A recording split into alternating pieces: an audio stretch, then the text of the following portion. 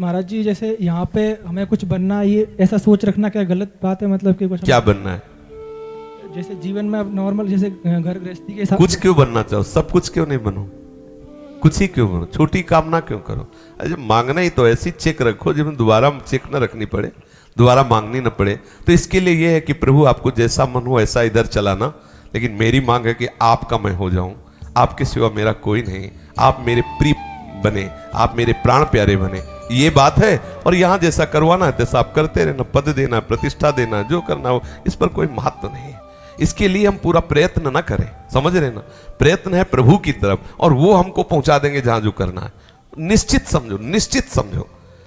अगर आपको प्रभु को कोई पद देना है ना, तो वही दिमाग चलने लगेगा, वैसे ही सब विवेक आने लगेगा, वैसे ही सामर्थ्य देने लगेंगे। पर आपका लक्ष्य है ना कि प्रभु आप मेरी विश्राम स्थली, आप मेरे प्राण प्यारे हैं। अब आप संसार में जो रोल चाहे, जैसा चाहे, तो चक्रवर्ती सम्राट है अम्बरीश जी, सम्राट बहुत से राजाओं के ऊपर होता है, लेकिन ऐसे महाभक्त हैं कि दुर्वासा जैसा फकीर भी उनके सामने लघु हो गए, झुकना पड़ा उसको। बात खास यहां है, यदि आप प्रभु को अपना मानोगे, अपना लक्ष्य प्रभु को रखो। हरिदास से बढ़कर कोई पद है? आप बताओ। ब्रह्मा का भी पद बहुत बुरा लगने लगता है उसको, जिसको हरिदास पद का परिचय प्राप्त हो जाता है। आप शास्त्रों में पढ़ के देखो, भगवान का अनुरागी भक्त ना तो ब्रह्मा के पद की आकांक्षा करता है, ना देवराज के इंद्र पद की, ना रसातल के पद की, ना भूतल के पद की, ना सिद्धियों की, ना मोक्ष की। वो प्रभु के चरणों के दासत्व भाव से युक्त हो गया। ये सबसे बड़ा पद है। अंदर से प्रभु के चरणों का संबंध रखो, बाहर से जो भी वो प्रभु की सेवा मानकर करो। कोई वो अभी आपको बहुत बड़ा पदाधिकारी बना दिया है तो आपको कोई गर्व नहीं होगा, और सब छीन लिया जाए तो आपको कोई शोक नहीं होगा, क्योंकि आपका प्रधान लक्ष्य आपके साथ है। तो ये छोटी मोटी बातें बदलती रहती, क्योंकि परिवर्तनशील संसार है। आज आप राजा बनोगे तो कल भिखारी बन जाओगे, तो परसों फिर राजा बन जाओगे। आज अभी दिन है तो अभी रात आने वाली, रात है तो धैर्य रखो, सुबह होने वाला है। ये एक परिवर्तन, इसको अपना लक्ष्य मत बनाओ। अगर इसको लक्ष्य बनाओगे तो हर्ष शोक दुख सुख लाभ हानि, जय पराजय, उन्नति अवनति, ये आपको भोगना पड़ेगा। और जो इन द्वंद्वों में फंस जाता है उसको क्या सुख होता है आप देख लीजिए। सब अशांत है। वो थोड़ी देर के लिए भले दिखाई दे कि बाबूजी कार से उतरे, लेकिन अपने लोग सबसे मिलते हैं।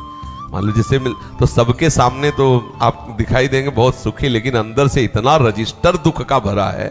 कोई पत्नी से परेशान, कोई शरीर, भोजन की सामग्री सुंदर से सुंदर है, लेकिन भूख नहीं है। पैसे से भूख खरीदोगे? समझो, पैसा तुम्हारे पास बहुत बढ़िया है और काजू पिस्ता सब सामान, लेकिन लीवर काम नहीं कर। डॉक्टर ने कहा जौ की रोटी खाना है, मूंग की दाल के पानी में खाना है। मरो, क्या करोगे? देखो वो तिजोरियों को और बैंक बैलेंस को खा नहीं सकते। बहुत एसी रूम है, बहुत ऊंचा गद्दा लगा हुआ है, सब परफ्यूम क्या कहते हैं सब लगा है, लेकिन नींद नहीं है।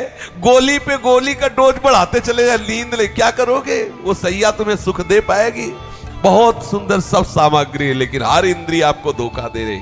क्या करो? बहुत इंद्रियां पुष्ट है, हर सामग्री है, लेकिन आपका मन अशांत है, क्लेशित है, डिप्रेशन में। क्या सब डिप्रेशन में है? आपको लगता हो बहुत मुस्कुराते हैं, तो आप उनको देखिए, चैन से सोने के लिए वो दवा खाते हैं, वो थोड़ा माइंड रिलैक्स करने के लिए शराब पीते हैं, गंदी बातें करते हैं। अरे सब हो गए, थोड़ी देर चलो क्लब में, चलो थोड़ा रिलैक्स, और वहां जाके वासना का भूत सवार। जानते ही नहीं कि रिलैक्स कहां हुआ जाता है, विश्राम कहां मिलता है। बिल्कुल सच्चे मान लो बच्चा, इधर का जो क्षेत्र है उसे प्रभु के हवाले कर दो, कि जो भी आप सेवा दोगे प्राणपन से आपकी सेवा मान के करूंगा, लेकिन मेरी चाह के विषय आप होगे प्रभु आप।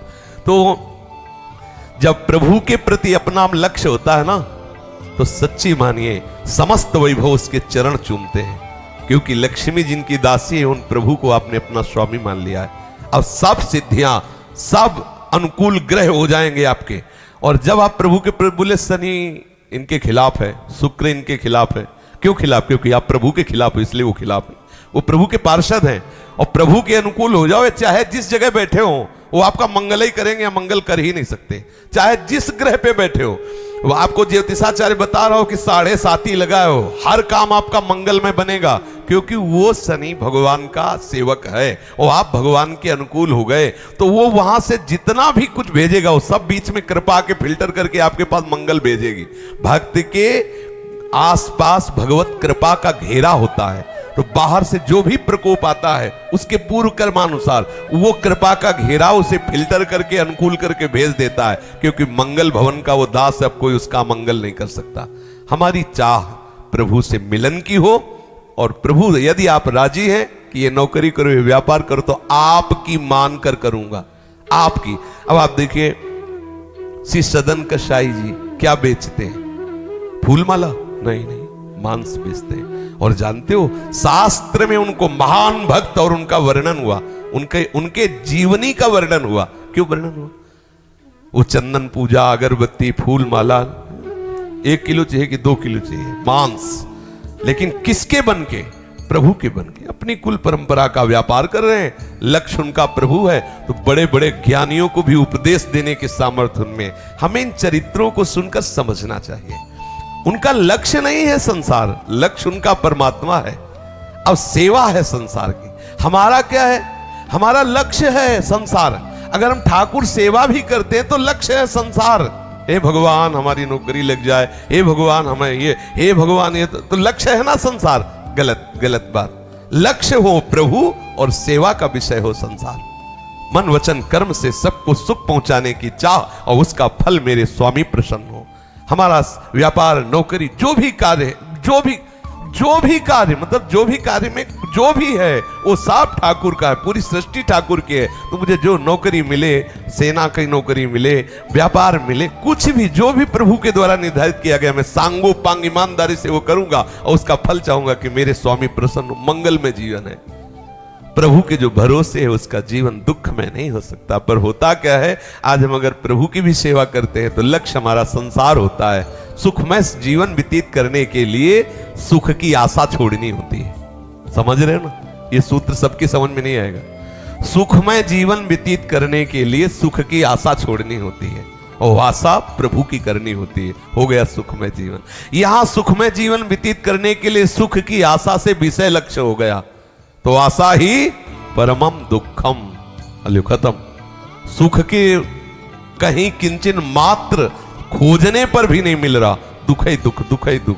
कहां देखो कितना दुख है। जब आप थोड़ी बुद्धि पवित्र होगी तब आप देखोगे कितना दुख है। कितने कितने घृणित वस्तुओं में लोग आनंद मना रहे हैं, कितनी घृणित वस्तुओं में। अब वो कहते हैं कि तुम क्या जानो, बंदर ने अदरक का स्वाद नहीं चखा। जब बंदर ने अमृत का स्वाद चख लिया तब वो कह रहा है कि कैसी तुम्हारी मति है जो तुम इस अमृत को छोड़कर वहां फंसे हुए हो। वो समझते हैं हमें पागल, हम समझते हैं उन्हें पागल। तो अवास्तविक पागल कौन है, ये फिर अब तीसरा निर्णय करेगा। तीसरा है शास्त्र। शास्त्र जिसकी बुद्धि को प्रमाणित कर दे, जिस तत्व को प्रमाणित कर दे, वही सत्य है। बकाया हम सब झूठे हैं। ये शास्त्र, भाई हम गलत है या सही, सिद्धांत ही तो बताएगा, कानून ही तो बताएगा। वहां सिद्धांत बताएगा कि तुम गलत हो कि सही। ऐसे ये शास्त्र जो है, सिद्धांत है, कानून है। हम कहां लगे ये हमें देखना होगा। अगर बच्चा ये लक्ष्य रखोगे कि संसार का जीवन सुख में व्यतीत हो, सम्मान में व्यतीत हो, कभी नहीं हो सकता। अगर तुम ये निश्चय रखोगे कि कुछ भी हो मुझे प्रभु चाहिए, तो लिखित है तुम्हारा जीवन सुख में व्यतीत होगा, शांति में व्यतीत होगा, आनंद में व्यतीत होगा। परिस्थिति कुछ भी हो, आनंद की कमी नहीं होगी। और अगर प्रभु से विमुख हो तो परिस्थिति कुछ भी हो, दुख की कमी नहीं रहेगी, अशांति की कमी नहीं रहेगी। स्वप्न में भी तेरे को विश्राम नहीं मिल सकता। गोस्वामी जी कह रहे हैं, तब लग कुशल न जीव को, सपने हो मन विश्राम, जब लग भजत न राम को, सुख धाम तज। बिल्कुल सच्ची बात मान लेना। चाहे जितनी परिस्थिति बिगड़ी हो शरीर की, व्यवहार की, लोक की, लेकिन जब सामने मंद मंद मुस्कुराते हुए ठाकुर के चरणों का आश्रय, प्रियाजू के चरणों का आश्रय, तो हृदय में वो उत्साह, वो आनंद होता है। फिर एक मस्ती आती है, प्यार में एक अलबेली मस्ती होती है। उसमें फिर ये सिर्फ शिकवा शिकायत सब बह जाते हैं। हर समय वो आनंद मगन रहता है। समझ पाओ बच्चा तो समझ लो, है।